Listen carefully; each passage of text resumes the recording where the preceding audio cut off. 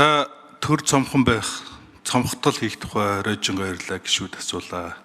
Өнөөдөр Монгол улсад 16 яам, 22 сайд, 38 агентлаг, 21 үндэстний хороо, 4 зөвлөл, дахиад 4 комисс, за төрийн өмчит компани 119, 118, за орон нутгийн өмчит компани 357 гэх мэтлэн төр данхаагаад энэ тоо баримтууд нь энд байна. За миний хувьд их хурл дээрээс төрийн процессыг хүн сурталгүй дахин инженерчилж хийх ажлыг хариуцж байгаа. Гэхдээ яг энэ дээр чиг үүргээр засгийн газар дээр хариуцж байгаа чиг үүрэг давхарцсан чиг үүрэгтэй төрийн цахим үйлчилгээний газар, төрийн хэмнэлт бүтээмжийн үндэсний зөвлөл, засгийн газрын хяналт хэрэгжүүлэх газар, алсын хараа 2050, эдийн засаг хөгжлийн яам, инновац захим харилцаа холбоо хөгжлийн яам. За дахиад дээрэс нь нэмээд бүтээмжийн менежерүүд, хяналтын менежерүүд нөгөө цомхон байна гэдээ дахиад хяналт бүтээмжийн менежерүүд нэмсэн. Өнөөдөр ардчилсан намын дараа ган төмөр мэдгдэл хийсэн байна. Төр цомхон байх ёстой, бүгдээрээ л цомхон байх ёстой гэдэг. Тэгээд эргээгээд манай томилсон хүмүүсийг халуул арсыг холно шүү. Таны арсыг холно гэж штэ. Тэгэхээр энэ яагаад ийм төр том байгаа юм бэ гэдэг асуудал чинь өөрөө төрийг эв нэгдэлтэй цаашаа явуулахын тулд том байлгаж байгаа.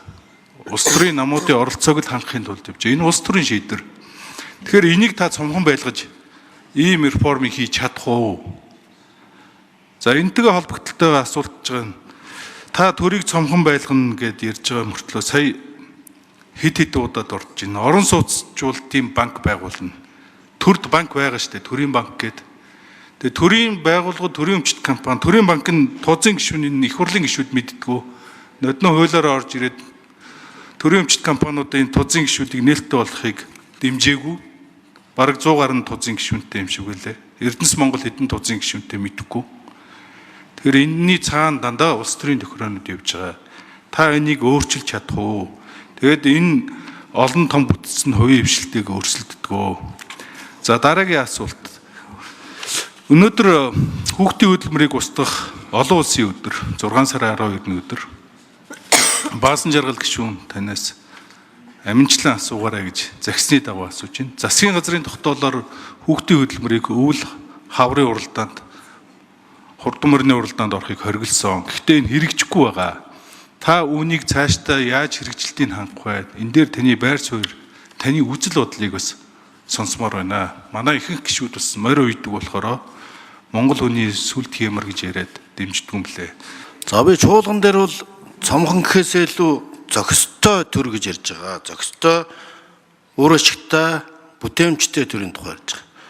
Ер нь энэ эрүүл мэндийн салбарч төр, боловсролын салбарч төр, бүтээмж үр ашигын тогтолцоо, гүйцэтгэлийн тогтолцоо гэдэг бол санхүүжилтийн ч үндсэн зарчим байх хэрэгтэй гэж байна. Зохистой гэдэг маань мэдээж одоо сургууль эмнэлгийн тоо нэмэгдээд байна, шинээр бариад байна, тэрний дагаад багш эмчнэрийн тоо даган өснө.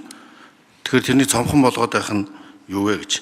Цомхон гэдэг агуулгын нөгөө талд хэрж байгаа агуулга нь дижитал пост буюу одоо захим шилжилтийн зарчмаар хиймэл оюун ухаан захим үйлчлэгээ нэвтрүүлэх замаар илүү үр ашигтай цомхон бүтцийг бий болгоход бол яг тэр чиглэлээр нь телемедицинээс ахуулаад боловсрол за тэгээд бусад чиглэлүүдийн хүрээндээ ярих нь зүйтэй гэсэн ийм цомхон чадварлаг үр ашигтай зохистой цомхон гэхээсээ илүү зохистой гэдэг зарчмыг алсын хараа хөтөлбөрт баримталсан байна гэж манай гишүүд ч хэлсэн учраас энэ зохистой гэдэг зарчмаа барих нь зүйтэй гэсэн юм. Зохистой гэдэг нь ингээд зөвхөн богино хугацаанд таалагдахын тулд алга ташуулахын тулд юм бүхнийг цомготгоол байхаас илүү үр дүнтэй байхыг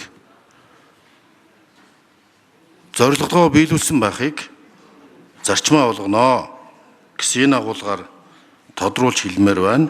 Тийм учраас орон сууцчлалтын банкуудын орон сууцны корпорац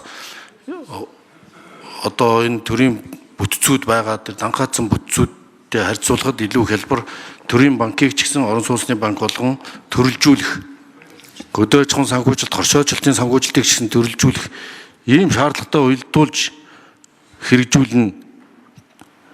Ийм шаардлагатай уялдна гэсэн зорилгоор энийг тодруулж хэлж байгаа юм. 53 орн бол ийм тусгай системтэй байдаг.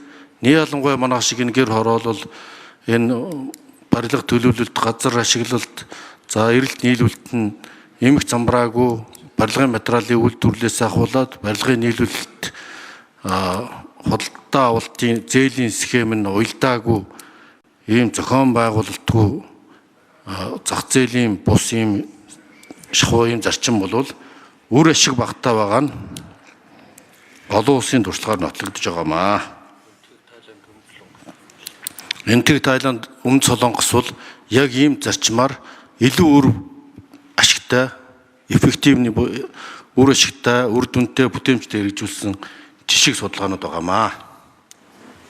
За та зохистой төр буюу улс төрийн зорилгоор төрийн албаагч улс төрийн албан тушаалтанд том байгаа дээр зохистой байлгана буюу яг эрс өөрчлөлт хийж чадахгүй юм байна. Тэгээ энэ хэцүү ойлгож байна.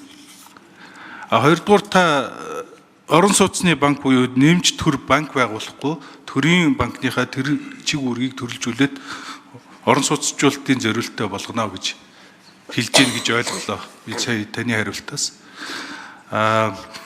хүүхдийн хөдөлмөрийн талаар таны үзэл бодол хэрэгжилтийг хянах талаар хариултаа авч чадсангүй.